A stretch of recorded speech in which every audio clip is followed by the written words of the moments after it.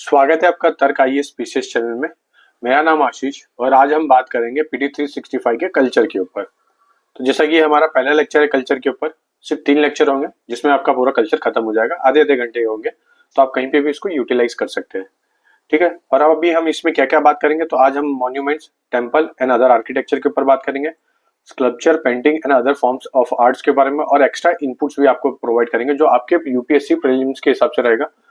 Mainly मेरा जो पढ़ाने का स्टाइल रहेगा यूपीएससी प्रीलिम्स 2025 को फोकस में रखते हुए रहेगा।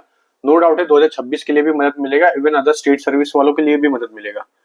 मैं सिर्फ उन चीजों को पढ़ाऊंगा फिल्टर करके जो स्पेशली यूपीएससी प्रीलिम्स के लिए ही होगा, उससे अलावा कुछ नहीं होगा। ठीक है, तो सीधी बात रहेगी, फालतू की बातें आगे पीछे नहीं रहेगी। चलिए स्टार्ट करते हैं पहली चीज के ऊपर ही।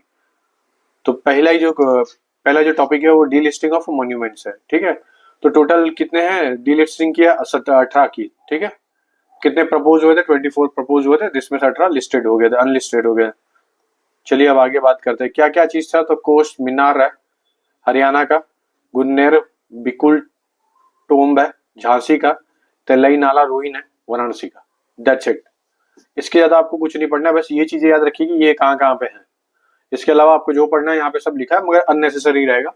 तो आप लोग में से कुछ लोग बोलेंगे पीडी 365 से इसलिए नहीं आता, इसके लिए नहीं आता, बस आपको इतना चीजें पढ़ लेनी है। ठीक है, अब आर्कोलॉजिकल सर्वे ऑफ इंडिया कब बना, 1861 में। कौन बनाया था सबसे पहला, अलेक्जेंडर कनिंगम में। ठीक है, बस इतना याद है। मिनिस्ट्री ऑफ कल्चर, अभी मिनिस्ट्री ऑफ कल्चर के अंदर था। ऑल तो ये इंपॉर्टेंट नहीं है क्योंकि आज तक नहीं पूछा, इसलिए मत पढ़ना के फादर ऑफ इंडियन आर्कोलॉजी, बस for the sake of knowledge मैं आपको बता दे रहा हूँ, और कुछ नहीं है। ठीक है, तो इसमें मैंडेट्स क्या रहते हैं, monuments and archaeological sites and remains act 1958, antiquities and art treasure act 1972 में ये स्टैब्लिश हुआ था। इस एक्ट के थ्रू पे इसको बनाया गया, तो मतलब एक स्टैट्यूटरी बॉडी हो गई है। ठीक है, क्या करती है ये सबसे बड़ी बात करती है कि no longer receive the conservation, तो कंजर्व करेगी, प्रोटेक्शन करेगी, मेंटेन करेगी कौन सी, आर्कोलॉजिकल साइट्स को। ठीक है, तो ये सब किसके अंदर था, सेक्शन 35 एसएमआर। ये आएगा नहीं, बस एक एक्स्ट्रा नॉलेज के लिए दे दे रहा हूँ, कल को एक्स्ट्रा ऑप्शन क्रिएट कर दिया तो आपको बस पता रहना चाहिए। ठीक है, एक्ट एम्पावर करता है सेंट्रल गवर्नमेंट टू डिक्लेयर। कौन करती है, सेंट्रल गवर्नमेंट डिक्लेयर करती है, ना कि स्टेट गवर्नमेंट डिक्लेयर करती है। ये लाइन ध्यान से सुनना, समझना, एज इट इज पूछ लेगा। ठीक है, मिसिंग मॉन्यूमेंट्स क्या मेंशन है इसमें, नहीं, इसमें मेंशन नहीं है। कौन किस में मेंशन, सीएजी के ऑडिट की रिपोर्ट्स के थ्रू पे ये आया था मिसिंग मॉन्यूमेंट्स का। दो तीन चीजें आपको याद रखनी है। सबसे पहली चीज की आर्कोलॉजिकल सर्वे ऑफ इंडिया कब बना, इसका फर्स्ट चेयरमैन कौन था। दूसरा, कौन आर्कोलॉजिकल सर्वे ऑफ साइट्स को आर्कोलॉजिकल साइट्स अनाउंस करता है, सेंट्रल गवर्नमेंट अनाउंस करता है। मिसिंग मॉन्यूमेंट्स क्या इसमें मेंशन है, नहीं, ये सीएजी की ऑडिट रिपोर्ट से है। That's it. चलिए आगे बढ़ते। अब देखिए यहाँ पे कुछ चीजें बताई गई है। सेक्शन 3 है, all ancient historical monument archaeological site and remain which has been declare by the government करेगी अपने हिसाब से, किस कौन से एक्ट के थ्रू पे, वो यहाँ पे लिखा हुआ है। तो इतना ज्यादा जरूरी नहीं है, इसलिए मैं आपको बता के हटा दे रहा हूँ। चलिए आगे बढ़ जाते हैं। अब ये सब की प्रोटेक्शन करना ही क्यों चाहिए, आर्टिकल 49 बताता है डीपीएसपी का, the state to protect the monuments and place and objective of the nation importance across the country. और आप भी मुझे कमेंट करके बताना कौन सा ऐसा आर्टिकल है जो फंडामेंटल ड्यूटीज में मेंशन किया गया है कि हमें नेशनल मॉन्यूमेंट्स को बचाना चाहिए। उस आर्टिकल में सब आर्टिकल कौन सा है ये मुझे जरूर बताना। ठीक है, चलिए दोस्तों आगे बढ़ते हैं। दूसरा, नालंदा यूनिवर्सिटी। जैसे कि नालंदा यूनिवर्सिटी सबसे पहले किसने बनाई थी और कौन से ईयर में बनाई थी, जरूर कमेंट करके बता देना। नालंदा यूनिवर्सिटी के पीछे क्या इतना सिग्निफिकेंस रहा है कि रिसेंटली गवर्नमेंट ने इसको रीजेनरेट करने के लिए एक मिशन लॉन्च भी किया है। ठीक है, और किसने नालंदा यूनिवर्सिटी का उद्घाटन किया ये भी जरूर बताना। तो नालंदा यूनिवर्सिटी जो बनाई थी वो बनाई थी कुमार गुप्ता ने, 5th सेंचुरी, मतलब अप्रोक्सीमेटली 447 की 427 बीसी में बनी थी। ये डेट मुझे आगे पीछे हो सकता है, मगर हाँ इसी के आजू बाजू में ही बनी थी। ठीक है, अब बात है कि यहाँ पे क्या क्या पढ़ाया जाता था। देखो, वेद के बारे में, थेरवाड़ा बुद्धिज्म के बारे में, फिर उसके महायाना बुद्धिज्म के बारे में, वज्रयाना बुद्धिज्म के बारे में, fine art, medicine, astronomy, politicals and war strategy, ये सब चीजों के बारे में यहाँ पे पढ़ाया जाता था।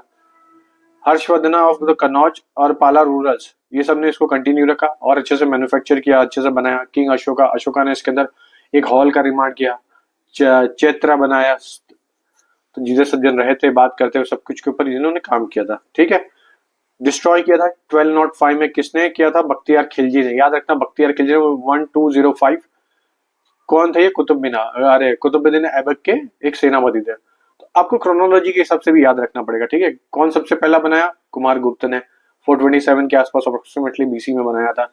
फिर उसके बाद कौन कौन से इसके अंदर चीजें पढ़ाई जाती थी? वेद वेद पढ़ाया जाता था, थेरवाड़ा बुद्धिज्म, महायाना बुद्धिज्म और वज्रयाना बुद्धिज्म भी पढ़ाया जाता था, ठीक है। बस इतना चीजें याद रखें।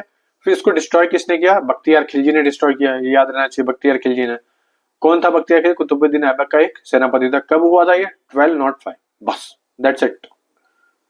यूनेस्को की एक साइट है, कब अनाउंस हुई थी? 2016 में। ये भी एक चीज है, इसको भी याद रखना, ठीक है। चलिए आगे बढ़ते हैं। आर्कोलॉजिकल फीचर ऑफ नालंदा क्या क्या है? बिल्ड कुशाना स्टाइल है। विहारा क्या होता है मुझे जरूर बताना। विहारा और चैत्र, देखो जहां पे चिंतन होता है वो है चैत्र, तो चिंतन जहां पे होता है वो चैत्र, मतलब वहां पे बैठ के सब मेडिटेशन करेंगे, वो करेंगे। विहारा, जो हार गया हर जगह से वो जाके आराम करेगा, तो वो हो गया रेसिडेंट्स हो गए रहने के लिए, ठीक है। बस इस तरीके से याद रख लीजिए, आपको हमेशा याद रहेगा, कभी भूलोगे नहीं। चैत्र मतलब चिंतन, ठीक है ना। चलिए, तो बुद्धिस्ट आर्ट है जो इंट्रोड्यूस की थी पूरी, इसके अंदर जो जो भी बुद्धिस्ट आर्ट है वो इंट्रोड्यूस की गई थी और अच्छे से मैन्युफैक्चर मतलब एक स्कल्पचर के डिजाइन में प्रमोट किया गया था, जिसे यहाँ पे आप देख सकते हैं, ठीक है। चलिए, अब कुछ इंपॉर्टेंट साइट्स है और कुछ इंपॉर्टेंट अल्टरनेट यूनिवर्सिटी, जैसे तक्षशिला। आप मुझे बता सकते हो कौन सा इंडिया का एक सबसे फेमस किंग है, या था सॉरी, जिन्होंने तक्षशिला से अपनी स्टडी कंप्लीट की थी? तो तक्षशिला कहाँ पे? आज के टाइम पे मॉडर्न डे पाकिस्तान और अफगानिस्तान के बॉर्डर के आसपास पड़ता है। अलेक्जेंड्रा कनिंगम इसको डिस्कवर किए थे। यूनेस्को वर्ल्ड हेरिटेज साइट है 1980s की। विक्रमशिला भागलपुर बिहार में है। बोलते हैं विक्रमशिला नालंदा का एक अल्टरनेट था, जिसकी वजह से नालंदा भी धीरे धीरे उसका एक वर्चस्व खत्म होने लगा, ठीक है। उदंतीपुरी कहाँ पे है? बिहार में। नागार्जुन कोंडा कहाँ पे? आंध्र प्रदेश में। नागार्जुन कोंडा कौन से किंग के थ्रू पे नागार्जुन ने अपनी सिटी बनाया और क्यों बनाई थी? उस किंग का नाम मुझे डिटेल में बता रहा हूँ, कौन सी डायनेस्टी से था। रत्नागिरी ऑब्वियसली। अदर्स क्या है? वल्लभी गुजरात में, जगदल्ला बांग्लादेश में, बस दैट्स इट। चलिए, श्री जगन्नाथ टेम्पल कहाँ पे? उड़ीसा में है। उसका खुद का बहुत बड़ा सिग्निफिकेंस है, और उसके बारे में, वो जगन्नाथ टेम्पल जी के बारे में बहुत सारी एक फोकलेयर भी चलती है। आप जानते होंगे, हवा के डायरेक्शन में उसका झंडा उड़ता है, खाना अपने आप पकता है, वगैरह वगैरह, ऐसा बहुत सारी चीजें। हम उसके बारे में ना बात करते हो, बाकी सब डिटेल में बात करेंगे, ठीक है। देखिए, एक स्ट्रक्चर के ऊपर बात कर लेते हैं। जगन्नाथ टेम्पल जो है मेनली डिवोटी वो किसके है? जगन्नाथ जो है वो विष्णु है, विष्णु भगवान के लिए बना है। देवी सुभद्रा के लिए बना है, और तीसरे है अपने एल्डर ब्रदर लॉर्ड बलराम। ये तीन जनों के ऊपर से डिवोट होकर ये मंदिर बनाया गया, ठीक है ना। चलिए आगे बढ़ते हैं। सॉरी, देखिए अब इसके अंदर इसके आर्किटेक्चर को देखते हैं। श्री जगन्नाथ टेम्पल के पहला क्या है? कलश, ये रहा कलश आपका। फिर अमलक, ये अमलक हो गया। फिर भूमि, आमला, ये हो गया। फिर रकपा। ये डायग्राम स्टार्टिंग से और एंड तक आप अच्छे से याद रखना। अब ये बताइए कौन सा डायग्राम है, कौन सा आर्किटेक्चर है? कमेंट करके मुझे जरूर बताना। और दोनों आर्किटेक्चर में क्या फर्क है मैं अभी थोड़ी देर में आपको बताने वाला हूँ। चलिए आगे चलता है। Architecture style of Shri Jagannath temple में विमाना, देवला जिसको बोलते हैं, गर्भगृह के पास ही है। ये आपका विमाना पूरा। फिर जगमोहन पिटदेलऊ, ये इनके कुछ आर्किटेक्चर, आप इसके नाम पढ़ सकते हो। अब चलते हैं विरूपाक्षा टेम्पल। विरूपाक्षा टेम्पल कहाँ आता है, किसके लिए है, बस इतना याद रखना है आपको। तो ये लॉर्ड विरूपाक्षा के ऊपर है। विरूपाक्षा कौन है? एक शिव भगवान के है, कुछ लोकल गॉड्स मानते हैं उनको। फिर हम्पी टेम्पल कर्नाटका में है, तो हम्पी टेम्पल के आजू बाजू में ही है। द्रविडियन स्टाइल में बना है एक टेम्पल आर्किटेक्चर में। गोपुरम भी है, तो द्रविडियन स्टाइल के बारे में थोड़ा देख लेते हैं। देखिए, ये रहा द्रविडियन स्टाइल, ये रहा इसका मंडपा, मतलब जो ग्राउंड होता है जहां से आप मंदिर में एंट्री मारते हो और जहां तक गर्भगृह तक जाते हो। गर्भगृह में भगवान बैठते हैं इधर, ठीक है। ये आपका विमाना जैसे बताता है, और ये शिखरा है, शिखरा के ऊपर का कलश होता है। इतना पता चल गया। ये रहा आपका गोपुरम, ठीक है। गोपुरम का नाम गोपुरम इसलिए पड़ा क्योंकि आपको यहाँ पे एक जूम करके दिखाता हूँ, ये आपको नंदी बैल जी दिख रहे हैं बस। तो नंदी बैल जी एज अ गो, गो मतलब गाय, गो मतलब जाना नहीं, गाय, गो पूरा, ठीक है, गाय के रहने की जगह। चलिए आगे बढ़ते, द्रविडियन स्टाइल के बारे में आपको बता दिया। इसके कुछ पिरामिड्स के, इसके स्ट्रक्चर के ऊपर बात करते हैं विमानन से। ये सिमिलर होता है stepped pyramid that rise geometrically rather than curving shikhara of the Nagara style. Nagara style में ऐसा शिखरा होता है पूरा स्ट्रेट, ठीक है, और द्रविडियन स्टाइल में कैसा होता है, एक सीढ़ी तरीके से बनता है, मतलब जब उनका शिखरा बनेगा तो ऐसे, फिर ऐसे, फिर ऐसे, फिर ऐसे, फिर ऐसे, फिर ऐसे। अच्छा, आप ये कभी सोचिए कि क्यों ये जो नॉर्दर्न साइड था जहाँ पे शिखरा एकदम स्टीप था, और वहीं पे सदर्न स्टाइल में ऐसा स्टेयर्स फॉर्म में बनाया, उसके सबसे बड़े रीजन क्या हो सकता है, ये मुझे जरूर बताना। और क्यों इस तरीके से इवॉल्व किया गया था कि साउथ इंडिया में इस तरीके से शिखरा को रखा गया था, जरूर मुझे बताना, ठीक है। चलिए अब आता है नगारा स्टाइल में। नगारा स्टाइल भी सेम है, लगभग वैसा ही है, बस यहाँ पे देखिए जैसे मैंने बताया एक स्टीप फॉर्म में हो जाता है, अमलक होता है, यहाँ पे कलश हो सकता है, ये शिखरा हो गया आपका, जिधर उसको विमाना बोलते हैं, इधर शिखरा बोलते हैं। गर्भगृह हो गया जहाँ पे भगवान बैठते हैं, यही आइडल हो जाता है। ये मंडपम हो गया, 3 मंडपम से होके जाना पड़ता है, जब जब ऐसे ऐसे डॉम बनते हैं, आप जाके कोई भी मंदिर में देख सकते हो। क्लासिक एग्जाम्पल है सोमनाथ का। सोमनाथ टेम्पल में आप एक नगारा स्टाइल का एक अच्छा खासा आर्किटेक्चर देख सकते हो, ठीक है। पंच आयतन स्टाइल होती है, बहुत पुरानी स्टाइल है, एक पंचायतन है कि ये एक मंदिर है, इधर एक मंदिर है, इधर एक मंदिर है, इधर एक मंदिर है, इधर एक मंदिर है। ये मंदिर कहाँ पे, ये जरूर मुझे कमेंट करना, कौन सा ऐसा मंदिर है जो पंचायतन है और किस रूरल की डायनेस्टी के टाइम पे बना था, और उस रूरल बड़ा फेमस है, कृष्ण देवराया, पता है। अब बता दीजिए कि कहाँ पे है वो टेम्पल, ठीक है। चलिए अब इससे ज्यादा इसमें कुछ था नहीं, इसके लिए मैं आगे बढ़ रहा हूँ। अदर टेम्पल एंड आर्किटेक्चर के ऊपर बात कर लेते हैं। देखिए महाकालेश्वर कहाँ पे है, मध्य प्रदेश में, एज इट इज याद कर लीजिए, जैसा जो मैं बता रहा हूँ। ओमकारेश्वर कहाँ है, मध्य प्रदेश में। नागेश्वर कहाँ है, गुजरात में। सोमनाथ कहाँ है, गुजरात में। त्र्यंबकेश्वर कहाँ है, महाराष्ट्र में। भीमाशंकर कहाँ है, महाराष्ट्र में। केदारनाथ कहाँ है, उत्तराखंड में। फिर उसके बाद विद्यानाथ कहाँ है, झारखंड में। काशी विश्वनाथ कहाँ है, उत्तर प्रदेश में। गृहनेश्वर कहाँ है, महाराष्ट्र में। मल्लिकार्जुन कहाँ है, आंध्र प्रदेश में। रामेश्वरम, तमिलनाडु। बस इतनी चीजें आपको अच्छे से याद रखनी है, हो सकता है मैच द फॉलोइंग में आ जाए। अब गांधी सरोवर और केदारनाथ टेम्पल के बारे में बात चल रही है। गांधी सरोवर और केदारनाथ आपको दिख रहा है। गांधी सरोवर जो है, उनको दूसरे नाम से जो बुलाया जाता है वो चोराबारी ताल है, लोकेटेड नियर केदारनाथ टेम्पल के पास से, वहां से वो पूरी ओरिजिनेट होते हुए आपको दिखेगी। और चोराबारी बामेका ग्लेशियर है, वहां से गांधी सरोवर निकलती रहती रिवर है, ठीक है। तो बस इतना ही है, 12 ज्योतिर्लिंग में से एक ज्योतिर्लिंग है, और 12 ज्योतिर्लिंग को मैंने आपको एक्सप्लेन भी कर दिया अच्छे से। ओके दोस्तों, तो चलिए आगे बढ़ते हैं।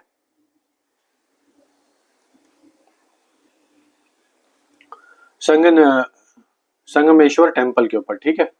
संगमेश्वर जो टेम्पल है वो फ्लडिंग एंड कृष्ण रिवर के ऊपर से पूरा पूरा चालू है, कि संगमेश्वर टेम्पल जो है बहुत पहले ही फ्लड होने की वजह से ये डूब गया।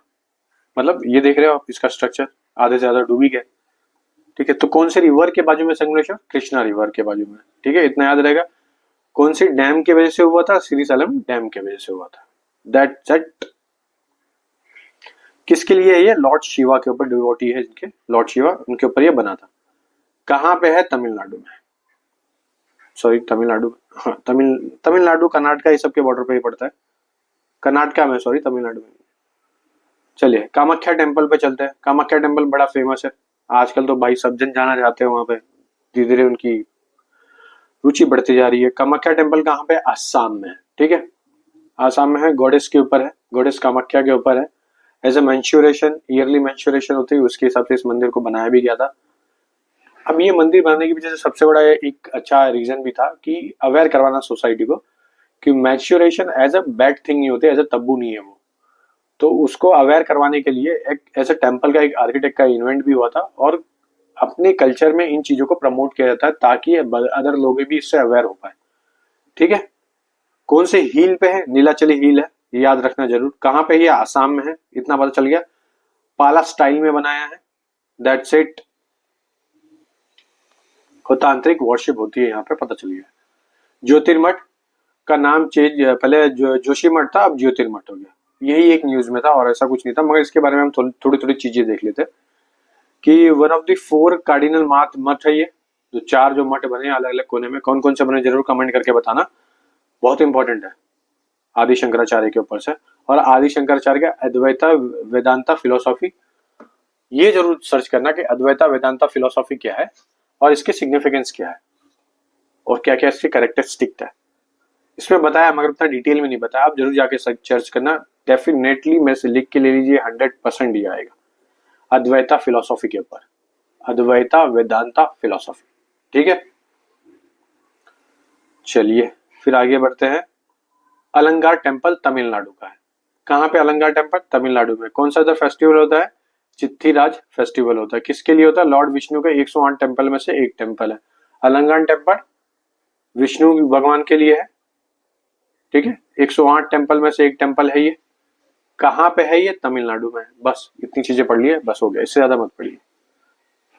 श्री माधवा परमुल टेम्पल, श्री माधवा परमुल टेम्पल कहाँ पे है? वो ये जरूर मुझे बताना, ये टेम्पल है भी कहाँ पे।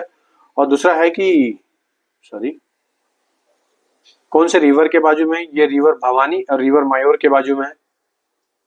बस किसके लिए है? लॉर्ड शिवा के लिए है। कहाँ? तमिलनाडु में। बस खत्म। ये स्तूपा है। कौन सा स्तूपा है? केसरिया स्तूपा। कब बना ये केसरिया स्तूपा? बहुत पुराना है भैया, बहुत है, सबसे बड़ा है एशिया का। अच्छा, स्तूपा सबसे पहले किसने बनाया था जरूर मुझे बताना। स्तूपा बनाने में सबसे पहले ऐसे कौन से किंग का नाम आता है जिसने सबसे पहले स्तूपा इन्वेंट किया था या बनाया था? सेम चीज स्तूपा मेंशन है कौन से वेद में? ऋग में, यजुर में, अथर्व में या श्याम में? ये जरूर मुझे कमेंट करके बताना। ठीक है, फायान और यूनशांग यहाँ पे आके विजिट भी किया था, क्योंकि एज ए स्तूपा पढ़ने की जगह होती थी, रहने की जगह होती थी। चैत्र और विहारा के बीच में फर्क जरूर बताना, नहीं पता हो तो सोचना, क्योंकि मैंने पहले थोड़ी देर पहले ही बताया था।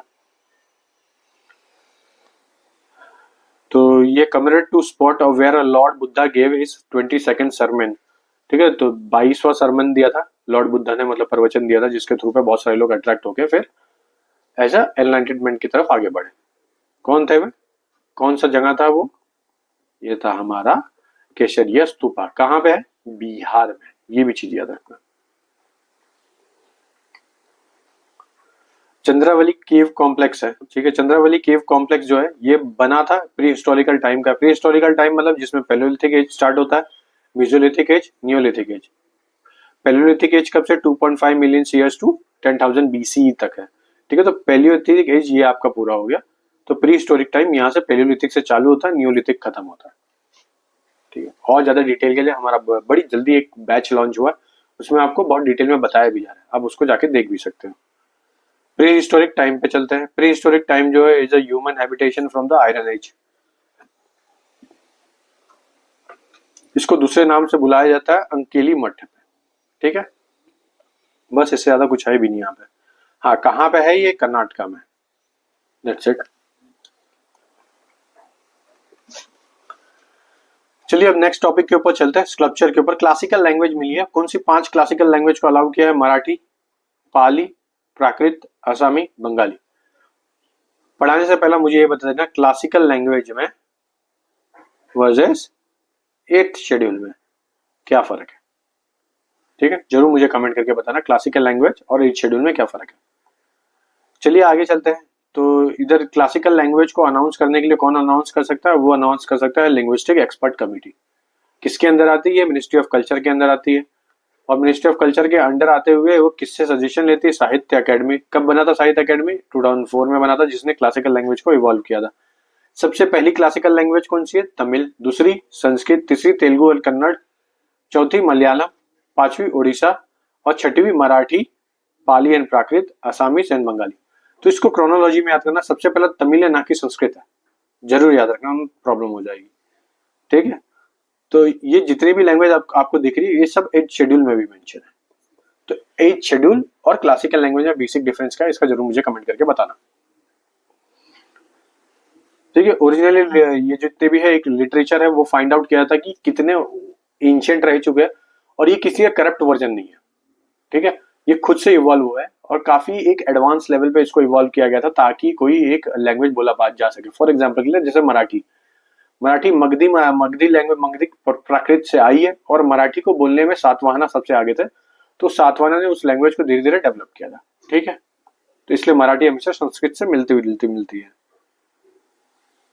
ठीक है, चलिए प्राकृत के बारे में बात करते हैं। इंडो आर्यंस है, जैसे कि आर्यंस यहाँ पे आए तो उन्होंने यहाँ की लैंग्वेज को थोड़ा करप्ट किया था तो बोलने में आसानी हो, तो एज अ प्राकृत फिर लोकल लैंग्वेज बन गई, जिसको बुद्धिज्म ने और ज्यादा प्रमोट किया ताकि लोग ज्यादातर प्राकृत जानते थे ना कि संस्कृत जानते थे। ठीक है, तो प्री गुप्ता टाइम से आया था।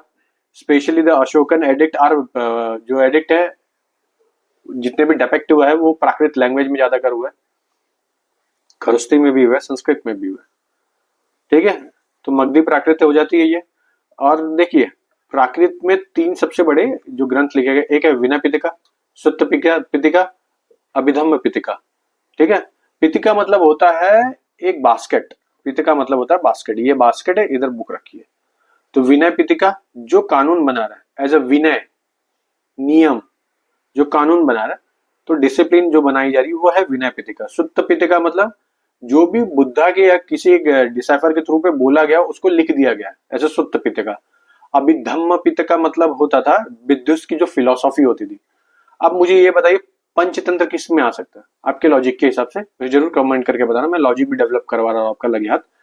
तो आप मुझे जरूर बताना इन तीन पिटका में से पंचतंत्र कौन से पिटका में आएगा। ठीक है, तो अभिधम्म पिटका के बारे में आप जरूर अच्छे से पढ़ना, जिसमें सीटा क्या होता है, सैतिसिका क्या होता है, रूपा क्या होता है और निबाना क्या होता है। ठीक है, चलिए आगे बढ़ते हैं। मराठी है, मराठी महाराष्ट्री प्राकृत लैंग्वेज से ज्यादा, जैसे मैंने आपको बताया सबसे ज्यादा इसको यूज किया था सातवाहना ने। मैं इससे ज्यादा डिटेल में नहीं बता सकता क्योंकि लाइन एकदम टाइम लिमिटेड होने की वजह से मुझे फटाफट ये चैप्टर भी खत्म करना है। थोलू बमलाटा, ठीक है, ये क्या है, एक पर्दा लगाया जाता है उसके पीछे ऐसे ऐसे हाथ हिला के डांस परफॉर्म किया जाता है, वो ये रहा थोलू बमाटा। ठीक है, नाटक है, ये संगीत नाटक है। डांस लीडर डॉल रहती थी उनके ऊपर कराया जाता है। कहाँ पे होता है, ये आंध्र प्रदेश में होता है, गोदावरी रीजन में होता है। ठीक है, तो इसमें क्या क्या था कि इसमें गॉडेस की कहानी बताई जाती है, कभी रामायण कभी महाभारत, ये सब चीजें बताया जाता है इसके अंदर। ठीक है, तो कौन से दो चीजों को, रामायण महाभारत को, कहाँ पे होता है ये, आंध्र प्रदेश में होता है। ठीक है, बस इससे ज्यादा कुछ नहीं जानने की जरूरत है, पूछेगा भी नहीं इससे ज्यादा। Types of puppet in India, सबसे पहला है स्टेरिंग पपेट। स्टेरिंग पपेट कहाँ पे होता है, कर्नाटका, तमिलनाडु, उड़ीसा, राजस्थान में होता है, याद रखना ये आपका इंडिया का पार्ट है। ये साउथ रीजन में कौन सा हो रहा है, स्टेरिंग पपेट हो रहा है, देख लीजिए आप फोटो इनके। ठीक है, दूसरा देखो यहाँ पे भी कुछ और भी नाम दिए है। कठपुतली, कठपुतली कहाँ पे होता है, राजस्थान में कठपुतली। गोमियात्ता कहाँ पे होता है, कर्नाटक में। एज इट इज याद कर लीजिए, दो बार इसी चीज को सुन लेना, आपको याद हो जाएगा। बूमलाट्टम तमिलनाडु में, कुदिया उड़ीसा में। तो इसमें आपको दो चीजें याद रखनी है। पहली बात तो कुडी और गोमब्यत्ता, ये दोनों में कंफ्यूजन हो सकता है, ये सबके नाम घुमा सकते हैं, बाकी तो आप नाम से लगा दो आंसर। ग्लव पपेट, हाथ में डाल के पपेट को बनाया जाता है, उत्तर प्रदेश में, उड़ीसा में, वेस्ट बंगाल में और केरला में। ठीक है, बस। रॉड पपेट एडवांस वर्जन है, मतलब अब पहले हाथ डालते थे, अब सिर्फ डंडे को डाल के उससे उसके थ्रू पे अपने आप कंट्रोल करते, कोई बटन दबा के जैसे हाथ हिले गला हिले, बस उसी तरीके से होता है। ये कहाँ पे होता है, वेस्ट बंगाल और उड़ीसा में होता है। शेडो पपेट डांस होता है, मतलब पर्दे के पीछे सब कुछ होता रहेगा, तो ये कहाँ पे होता है, उड़ीसा में, केरला में, आंध्र प्रदेश में, कर्नाटका में, महाराष्ट्र में, तमिलनाडु में। क्या एक्सप्लेन करते हैं, तो इधर जो एक्सप्लेन होता है वो है रावण छाया, रावण छाया को बनाया जाता है, ऐसे रामायण को एक्सप्लेन किया जाता है। चलिए अब आगे बढ़ते हैं, बहुत फास्ट रहेगा। देखिए पपेट्स इन इंडिया, आप इसको पॉज करिए, अच्छे से पढ़ लीजिए, हर चीज तो मैं बताऊंगा नहीं, खुद से पढ़ लो भैया कुछ तो। पेंटिंग इन इंडिया के ऊपर चलते हैं। सोहारिया पेंटिंग, ठीक है, सोहरिया पेंटिंग आप देख रहे हो कहाँ पे होता है, झारखंड में होता है। ड्यूरिंग सोहरिया फेस्टिवल कहाँ पे होता है, झारखंड में होता है। स्पेशली ट्राइबल वुमेन्स पार्टिसिपेट करती है, बस उसी के ऊपर से इसको जीआई टैग मिला है। हाँ, किससे किससे बनता है ये, ट्विग्स, राइस, स्ट्रॉ और फिंगर्स। 2017 के पहले यूपीएससी पूछती थी ऐसे क्वेश्चन, अभी वो रोकी है काफी सालों से, पूछ रहे तो गारंटी नहीं है उसकी, इसके लिए आप थोड़ा थोड़ा तो देख ही लीजिए। मातानी पचेड़ी, अब मातानी पचेड़ी, जिनको थोड़ा बहुत भी ना होती है साउथ इंडिया से रिलेटेड होगा तो पता चलेगा, मातानी पचेड़ी मतलब गुजराती है, तो माता जी के ऊपर है। ये तो पता ही चल गया, गुजरात में से आया ही है। Behind the idol of a mother goddess के ऊपर है, जैसे कि मैंने बताया माता नी पचेड़ी, बस। कमित्तिपत्ती रॉक आर्ट है, ठीक है। रॉक आर्ट मतलब जो भी जहां पे पहाड़ होगा वहीं पे बनेगा। तो हो सकता है एग्जांपल दे दे यूपी, उड़ीसा, छत्तीसगढ़, तमिलनाडु। तो आपको एलिमिनेट करने में बड़ी आसानी रहेगी, क्योंकि आपको पता चल गया एक कमित्ती पत्ती कहाँ पे हो सकता है। एज अ पत्ती मतलब दीवार का एक जो एक स्ट्रिप होता है उसको पत्ती बोल देते हैं, ठीक है। तो वहां पे तमिलनाडु में इस एक दीवार पे ऐसे ऐसे ड्राइंग बनाई कि कैसे हमने क्या बोलते हैं उसको, शिकार किया, सॉरी। तो उसके ऊपर से पूरा एक ड्राइंग बना दिया था। केरला मुरल पेंटिंग है। तो मुरल पेंटिंग में क्या है, हिंदू माइथोलॉजी को बताया गया, हिंदू डेपिक्ट किए गए इसके ऊपर अच्छे से। कहाँ का है ये, केरल का है। फेमस लोग, बस इससे ज्यादा भक्ति मूवमेंट एंड नेचर मूवमेंट सब इसके अंदर डेपिक्ट किया है।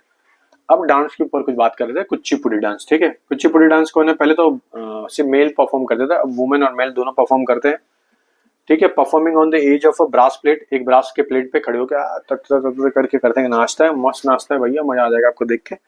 कुचिपुड़ी है कहाँ का, आंध्र प्रदेश का। जरूर ये याद रखना, पूछा भी है, 2014 के पेपर में पूछा है, 2015 के पेपर में पूछा है और 2016 के पेपर में पूछा है। कुचिपुड़ी के बारे में नहीं पूछा, मगर अलग अलग क्लासिकल डांस के ऊपर कौन कौन से क्लासिकल डांस है, भरतनाट्यम है, कथक है, कथकली है, कुचिपुड़ी है, उड़ीसा है, साहित्य है, मोहिनीअट्टम है और मणिपुरी। ये सब डांस फॉर्म के ऊपर से धीरे धीरे आया था, ठीक है। अब बात है कि क्या क्या इसके अंदर परफॉर्म होते हैं, जिसके वजह से एक तो देखिए ये लाइव डांस फॉर्म होता है जिसमें डांस करके बताया जाता है, अपनी एक एक्सप्रेशन को दिखाया जाता है। तो एक सोलो डांस परफॉर्म है, म्यूजिकल डांस होती है, टू फॉर्म होती है इसमें, म्यूजिकल डांस होती है और एक सोलो डांस होती है। तो ये सोलो डांस है, सिद्धेंद्र योगी ने इसको इन्वेंट किया था एज अ कुचिपुड़ी को, ठीक है। तो एक फोल्क डांस है 17th सेंचुरी की। तो किससे रिलेटेड हो सकती है ये जरूर कमेंट करना, क्या कृष्ण भगवान से कि शंकर भगवान से। ऑब्वियसली कृष्ण भगवान से ही होगी। अब मोहिनी अट्टम के ऊपर आता है। मोहिनी अट्टम, कोई भी मोहित होता है, किससे मोहित होगा, एज ए कृष्ण भगवान की रासलीला से। तो रासलीला का कॉन्सेप्ट यहाँ पे डाला गया था मोहिनी अट्टम में। तो ये कहाँ का है, केरल का है। जैसे कि आप फोटो देख सकते हो पीछे, ये रहे कृष्ण भगवान का फोटो दिखता रहेगा। जैसे मोहिनी अट्टम मतलब भगवान के चेहरे से जो भी आकर्षित होकर जो डांस करता है एज ए अट्रैक्ट होके, बस इसी के ऊपर से था। तो केरला में हो रहा था ये, लॉर्ड विष्णु के जितने भी अवतार हुए इनको डिपेक्ट किया गया इसके अंदर, बस इसी के ऊपर था, ठीक है। और जो भी इधर जो थोड़ा बहुत है सिग्निफिकेंस वो यहाँ पे मैंने टिक मार्क कर दिया, आप देख सकते हैं। तो व्यवहारा माला रिटर्न किए थे इन्होंने 1709 में, और इसमें मेंशन किया गया मोहिनी वट्टम को। तो एज ए क्लासिकल लैंग्वेज है। कलेरी पट्टू, कलेरी पट्टू क्या एक मार्शियल डांस आर्ट फॉर्म है, ठीक है। तो दोनों हो सकता है इसमें। तो नॉर्थ इंडिया और साउथ इंडिया में दोनों अलग अलग बोलते हैं। नॉर्थ इंडिया में बोलता है इसको वदकन और साउथ इंडिया में तेक्कन, ठीक है। दो दो मार्शल आर्ट फॉर्म है। तो वदकन जो होता है प्रिडोमिनेटली कहाँ पे होता है, मालाबार रीजन इन केरला में मिलता है। और तकप्पन कहाँ पे मिलता है, ये थरवकोरम रीजन तमिलनाडु की साइड में मिलता है। समझ गए, बस ये नॉर्थ मतलब यूपी साइड में नहीं हो रही है बात यार। और मार्शल आर्ट कौन कौन से होते हैं, गटक है, गटका है, कहाँ का है, पंजाब का है।